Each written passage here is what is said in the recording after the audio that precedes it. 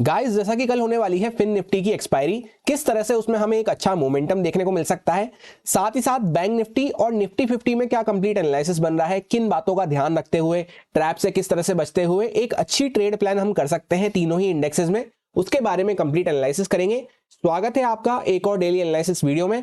सबसे पहले हम लोग शुरू कर रहे हैं बैंक निफ्टी के एनालिसिस से। जैसा कि आपको ये बात पता है कि बैंक निफ्टी और फिन निफ्टी का चार्ट ऑलमोस्ट सेम सा चलता है, ऑलमोस्ट सेम सा स्ट्रक्चर वहां पे रहता है, इसलिए ध्यान से सुने बैंक निफ्टी का कंप्लीट एनालिसिस।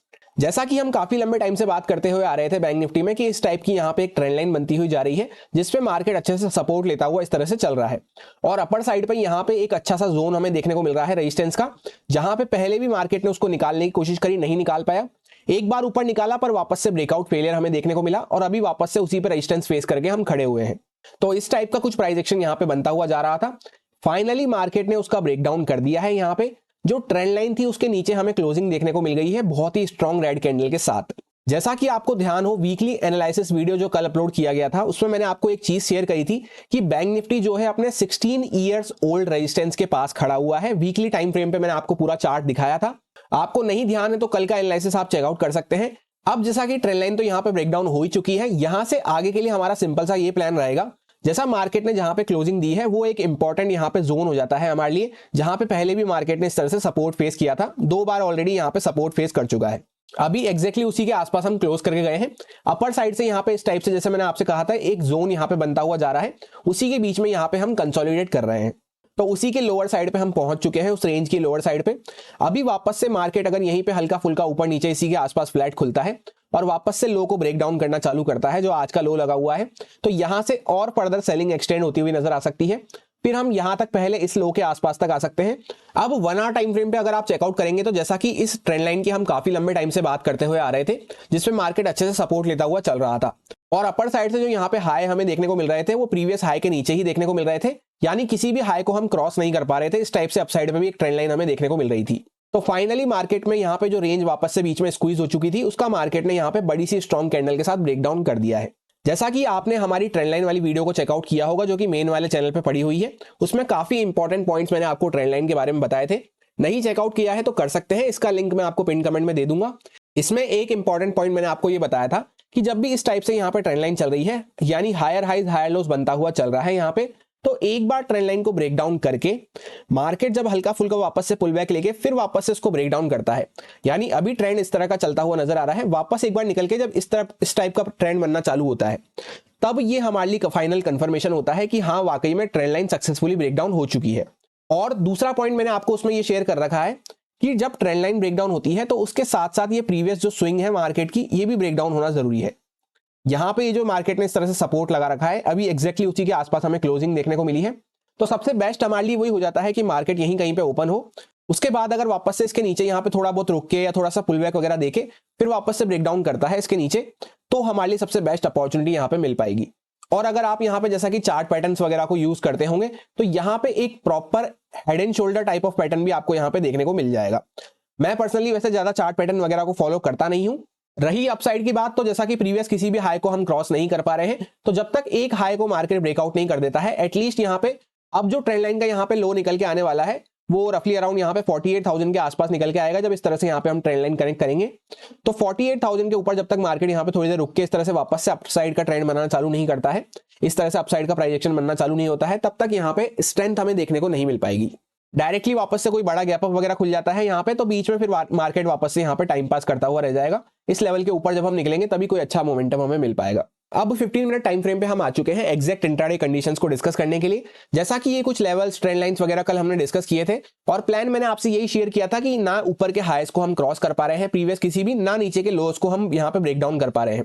तो बीच में अगर हम यहीं पे कहीं पे खुलते हैं तो यहाँ पे बीच में रेंज माइंडसेट से हमें काम करना है। अच्छा मोमेंटम हमें जब भी देखने को मिल पाएगा या तो मार्केट लो को ब्रेक डाउन करना चालू करे या फिर हाई के ऊपर सस्टेन करना चालू करे। और ये ट्रेंड लाइन भी जो छोटी सी ट्रेंड लाइन बनती हुई आ रही थी, इसके बारे में मैंने आपको बताया था। तो मार्केट एकदम फ्लैट प्राइस के आसपास खुला, यहाँ पे पहले ट्रेंड लाइन के आसपास हिट करा, हल्का सा पुल बैक दिया, अच्छा खासा यहाँ पे बहुत अच्छा प्राइस एक्शन हमें देखने को मिला। उसके बाद वापस से मार्केट ने जैसे ही उस ट्रेंड लाइन को ब्रेक डाउन किया तो वापस से हम इंपॉर्टेंट लेवल के आसपास तक आए, और यहीं पे जो 1 आवर टाइम फ्रेम की ट्रेंड लाइन है वो भी यहीं पे निकल के आ रही थी। उसके आसपास काफी लंबा हमने यहाँ पे ऑलमोस्ट 2 घंटे के आसपास यहाँ पे कंसोलिडेट किया, नई पोजीशंस यहाँ पे नए स्टॉप लॉस वगैरह क्रिएट हो गए। उसके बाद मार्केट ने यहाँ पे बहुत ही शार्प मोमेंटम किया एंड में। अब कल के लिए यहाँ पे एकदम सिंपल सा एनालिसिस हो जाता है, जैसा कि इंपॉर्टेंट सपोर्ट जोन के आसपास हमने यहाँ पे क्लोजिंग दी है। पर ये सपोर्ट जोन ऐसा है, जैसा मैंने आपको वीकली एनालिसिस वीडियो में बताया था, एक बार अच्छा मोमेंटम आया, दूसरी बार अच्छा मोमेंटम आया, तीसरी बार अच्छा मोमेंटम आया, चौथी बार हम यहाँ पे आ रहे हैं। तो इसके चांसेस बहुत कम हो जाते हैं कि यहाँ से वापस से कोई अच्छा मोमेंटम हमें अपसाइड पे देखने को मिले। अगर मिलता भी है तो वो ट्रैप हो सकता है, छोटा मोटा मतलब मोमेंटम वगैरह देके मार्केट वापस से यहाँ पे सेलिंग में आ सकता है।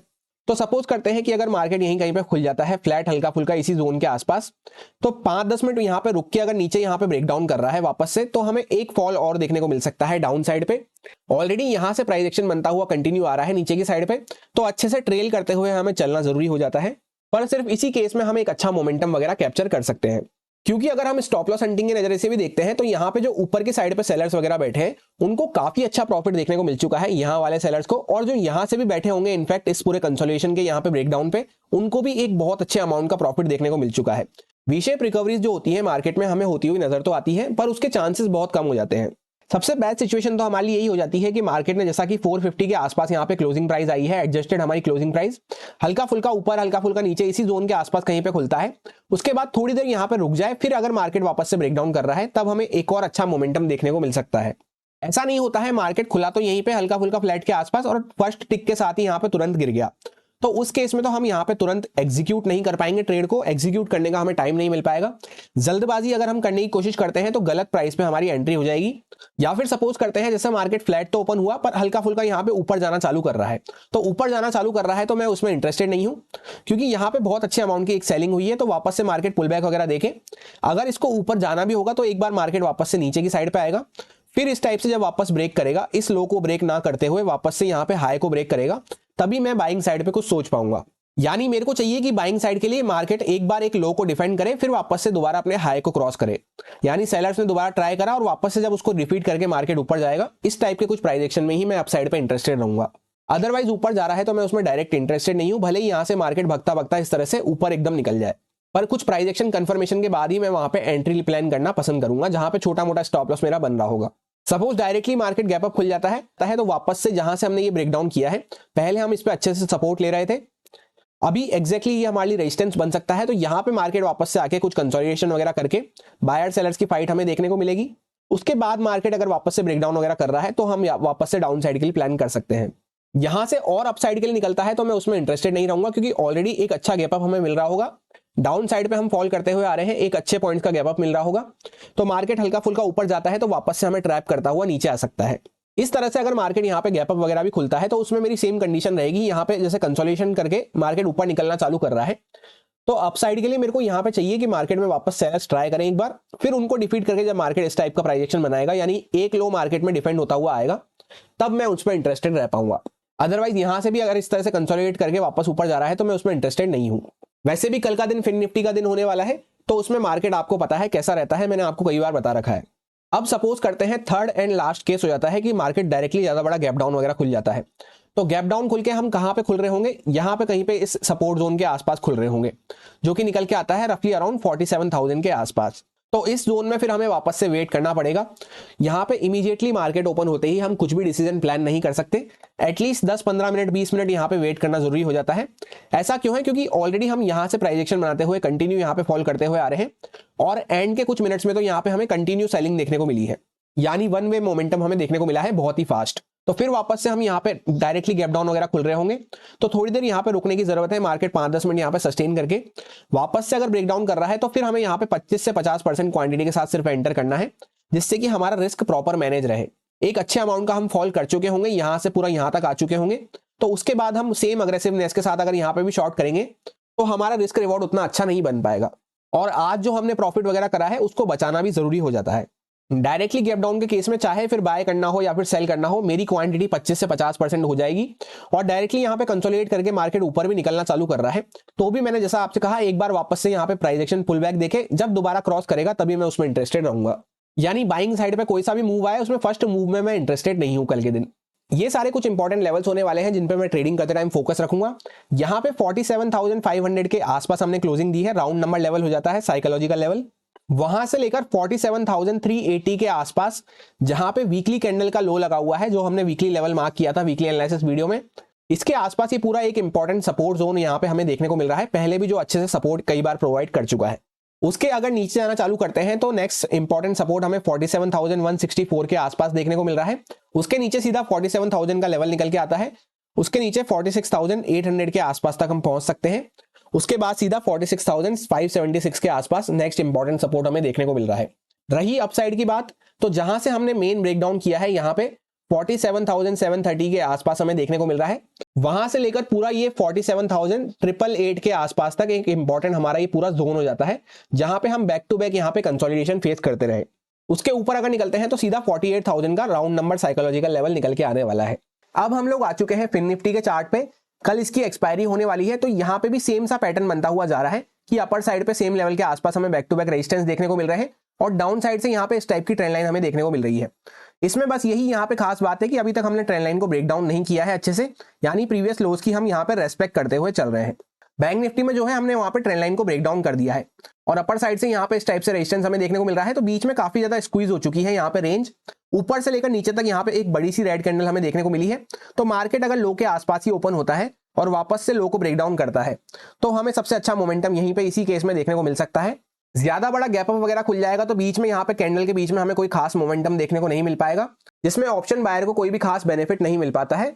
अब 15 मिनट टाइम फ्रेम पे हम इसका चार्ट देखते हैं, तो यहाँ पे प्रीवियस लोज की हम यहाँ पे रेस्पेक्ट करते हुए चल रहे हैं, एग्जैक्टली उसी के आसपास हम खड़े हुए हैं।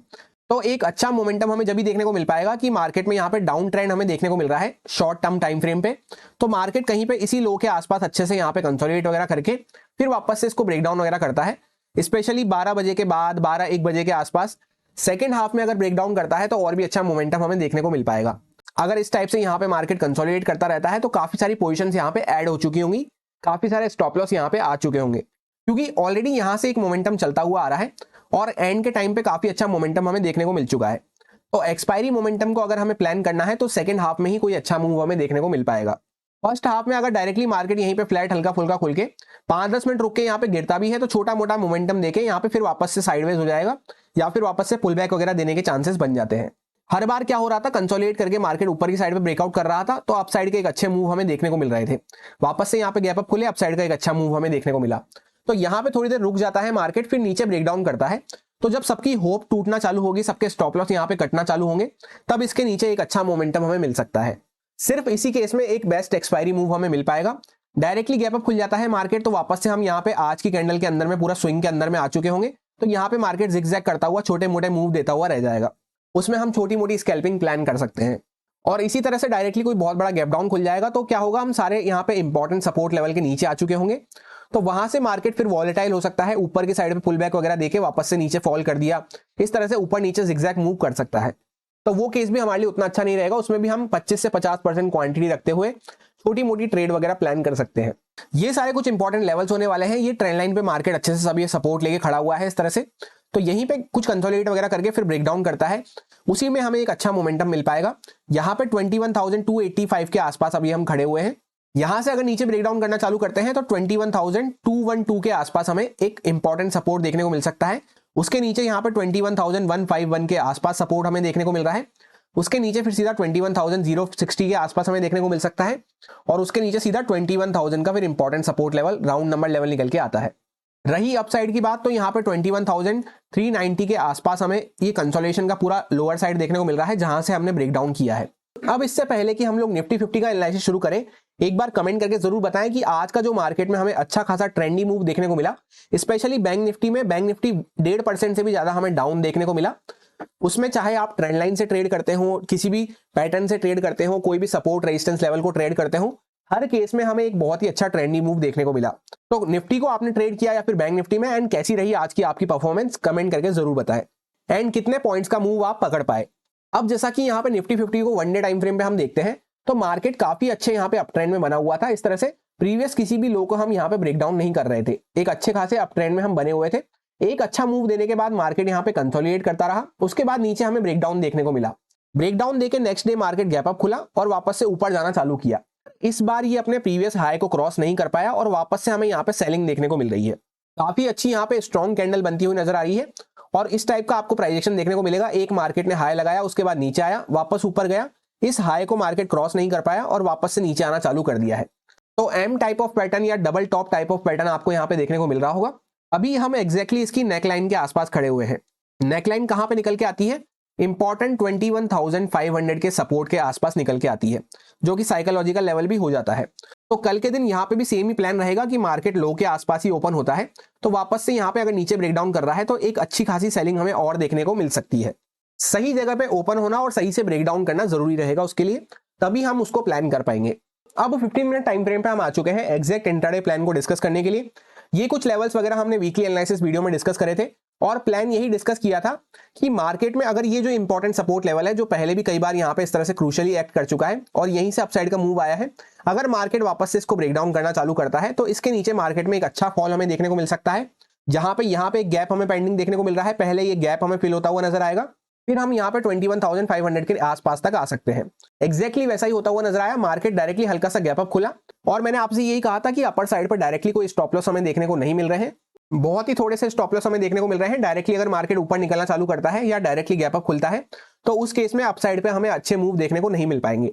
और जो लेवल हमने यहाँ पे डिस्कस किया था 21,766 का, उसी पे मार्केट डॉट टच करके यहाँ पे पहले एक डाउन साइड का मूव दिया, वापस से प्राइस एक्शन बना के एक वापस से अच्छा मूव हमें देखने को मिला। अभी कल के लिए हमारी सबसे बेस्ट ट्रेड जब भी मिल पाएगी जब मार्केट यहीं कहीं पे इसी जोन के आसपास ओपन हो 500 के ऊपर ही, और थोड़ी देर यहाँ पे सस्टेन करके फिर इसको नीचे ब्रेकडाउन करना चालू करता है। ये लेवल ऐसा है, मैं आपको पहले भी दिखा देता हूं कि पहले भी कई बार सपोर्ट प्रोवाइड कर चुका है, एक बार, दो बार, तीन बार, चार बार और अभी पांचवी बार उसी के आसपास हम खड़े हुए हैं। और यहाँ पे एम टाइप ऑफ पैटर्न भी आपको बनता हुआ नजर आ रहा होगा। तो बेस्ट ट्रेड हमें जब भी मिलेगी जब मार्केट यहीं पे खुल के वापस से नीचे ब्रेकडाउन करना चालू करता है।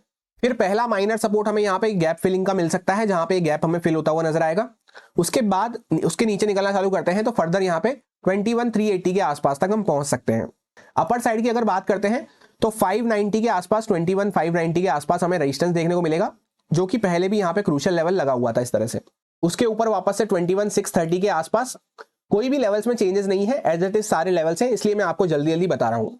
डायरेक्टली गैप अप खुल जाते हैं तो इस स्विंग के बीच में हम आ चुके होंगे, पूरी बड़ी सी कैंडल के बीच में आ चुके होंगे, तो यहाँ पे छोटी मोटी ट्रेड हम कर सकते हैं।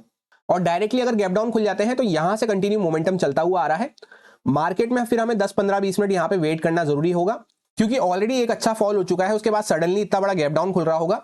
तो यहाँ पे मार्केट अगर नीचे जाता भी है तो हल्का फुल्का नीचे जाके वापस ऊपर आ सकता है, और ऊपर जाता भी है तो यहाँ पे थोड़ा बहुत पुल बैक देके वापस नीचे आ सकता है। तो यहाँ पे जिगजैग वॉलेटाइल मार्केट हमें देखने को मिल सकता है, तो उसी अकॉर्डिंग हम यहाँ पे प्लान कर सकते हैं। उसमें बस हमें क्वांटिटीज 25 से 50% कर लेनी है। यही मेरा सिंपल सा एनालिसिस था तीनों इंडेक्सेस में, जो आपके साथ प्योरली एजुकेशन एक्सपीरियंस पर्पस से शेयर किया गया है, सारे लॉजिक्स एंड रीजंस को एक्सप्लेन करते हुए। अब अगर आपको अच्छा लगा हो, आपको चीजें समझ में आई हो, तो आप इसको यूज में ले सकते हैं अपने रिस्क पे, अपने प्रॉपर रिस्क मैनेजमेंट को फॉलो करते हुए, अच्छे से स्टॉप लॉसेस वगैरह को फॉलो करते हुए। कैसा लगा आपको एनालिसिस? अच्छा लगा हो तो कमेंट करके अप्रिशिएट कर सकते हैं। Happy FinNifty expiry. Thank you.